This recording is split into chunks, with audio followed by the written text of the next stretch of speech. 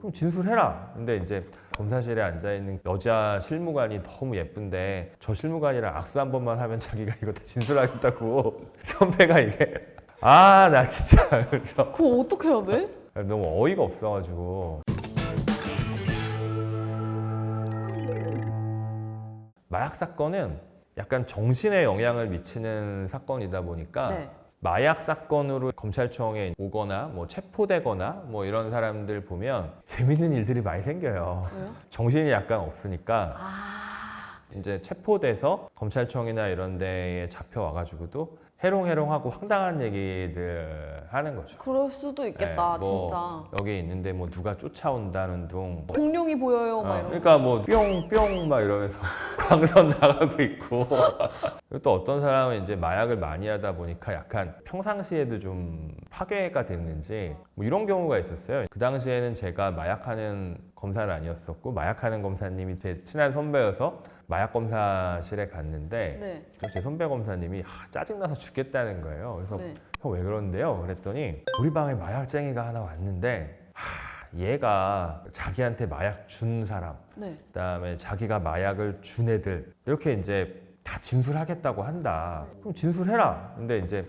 검사실에 앉아있는 여자 실무관이 너무 예쁜데 저 실무관이랑 악수 한 번만 하면 자기가 이거 다 진술하겠다고 선배가 이게 나 진짜 그래서 그거 어떻게 해야 돼? 너무 어이가 없어가지고 변호사님이었으면 어떻게 할 거예요? 만약에 누구 딱 왔는데 그 범죄자가 저 민소 씨랑 악수 한 번 하면 제가 다 불겠습니다.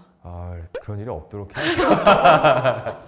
근데 되게 황당하잖아요. 내가 뭐 큰 거 바라면 악수 한 번 하자는데 그게 안 돼? 이러고. 근데 이제 우리 선배 형한테 제가 약간 정신적 이상한 애 아니냐 이런 얘기를 했는데 걔가 이상한 애 맞는데 실제로 걔가 조구했을 애는 무조건 많을 수밖에 없는 구도라는 거예요.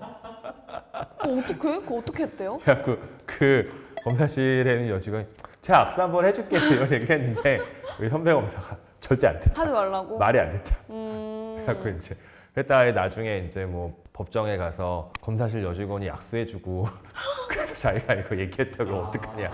말이 안 그치, 된다. 그치. 그것도 맞다. 말이 안 된다. 그것도 말이 안 맞네. 된다. 악수 안 하고 결국 걔가 뭐 다 얘기할 건 다 얘기하고 해서 사건을 이렇게 잘 풀어서 처벌 많이 하고 뭐 그랬었어요. 저 근데 또 이것도 있을 것 같은데 보이스피싱도 보면 자기가 사실 돈을 운반할 때 몇 번을 걸치잖아요. 네, 그래서 네. 그냥 막 알바 쓰잖아요. 당근마켓이나 이런 데서 이거 돈만 갖다 드리면 10만 원 일당 드리겠습니다. 이런 것처럼 마약도 자기가 하는지 모르고 전달하는 경우도 있을 것 같은데. 있죠. 그럼 그렇게 억울할 때 그런 경우들이 있어요. 그러니까 그런 경우들이 우리나라보다 미국 이런 데에서 진짜 세요. 네. 세요? 뭐 형량이? 형량도 세고 이런 경우들이 있거든요. 이제 미국이랑 멕시코랑 국경을 대고 있는 경우들이 있잖아요. 그럼 멕시코에서 마약을 이렇게 미국 쪽으로 보내는 경우들이 있어요. 아무것도 모르는 뭐 유학생이라든가 세상 물정 잘 모르는 어린애를 타겟으로 해서 내가 급해가지고 너한테 부탁하는 거니 이거 갖다 주기만 하면 뭐 얼마 주겠다. 네. 이런 식으로 했는데 이제 그게 갖다 주는 과정에서 그러니까 세관에서 걸리는 거죠. 엄청 철저하게 하잖아요. 네. 근데 그 전에 뭐 한두 번 뭐 그렇게 해서 안 걸린 적 수도 있거든요. 한두 번 해서 괜찮아서 뭐 했는데 걸렸어. 그럼 이거 진짜 꼼짝없이 구속돼서 아무리 몰랐다는 식으로 얘기를 해도 미국은 엄청 세게 처벌하더라고요. 우리나라는요? 우리나라도 그걸 이렇게 쉽게 보지 않아요. 아 그래요? 네. 왜냐면 보지 인터넷 않아요. 같은 데 보면 네, 이런 쉽게 의자 보지 밑에다가 않아요. 붙여놓잖아요. 그러니까 내가 의자 좀 옮겨줘 이렇게 해서 제가요? 그래서 의자 한 번만 옮겨줘 해서 의자만 옮겼는데 알고 보니까 여기 막 붙어있고. 그런 경우들이 실제로 사건화가 되는 경우들이 있어요. 그럼 이제 수사기관도 골치 아파요. 그러니까 이거 어떻게 해야 돼? 수사기관도 이제 당시 상황을 쫙 봐서 네. 잘 모르고 이용당한 것 같다. 네. 라고 하면 이제 뭐 무혐의로 끝내주지만 뭔가 이상하다라는 하나라도 조금 낌새를 이상하면. 했을 거라고 보인다. 라고 하면 처벌하는 경우들이 있어요. 그럼 만약에 협박당했으면요? 협박당한 경우에 되게 여러 가지 상황을 상처받아요. 궁금한 거 다 물어봐야 돼. 상상력이 풍부하다.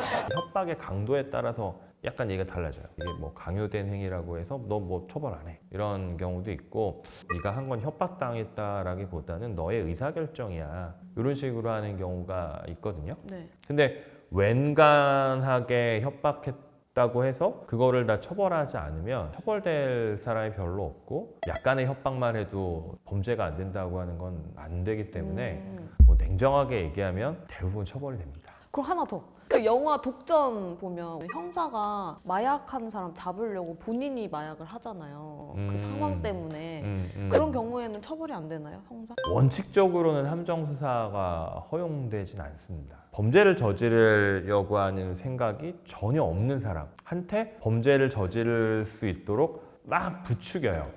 그런 다음에 이 사람이 범죄를 저지르니까 너 죄 졌잖아 하면서 딱 잡아요. 이거는 국가기관 입장에서는 약간 반칙이잖아요. 네, 그쵸. 이런 거를 이제 범위 유발형이라 그래서 범죄 저지를 생각 없는 사람을 꼬셔가지고 범죄 저지르게 하고 잡는 거 이거는 안 됩니다. 이거는 불법이고 근데 애시당초 범죄를 저지를 의사가 넘쳐나는 사람이 있습니다. 그러니까 마약 판매상한테 가가지고 나 마약 하나 달라. 네. 요거는 처벌되는 건 아니에요. 이거는 이제 정당한 수사 활동의 하나인 거죠. 네. 업무로 인한 행위라고 봐서 범죄 요건에는 해당하지만 우리 사회 전체적으로 봤을 때는 이거 처벌하기는 좀 그렇지 않아 해서 위법성을 조각시키고 그러는 경우들이 있습니다.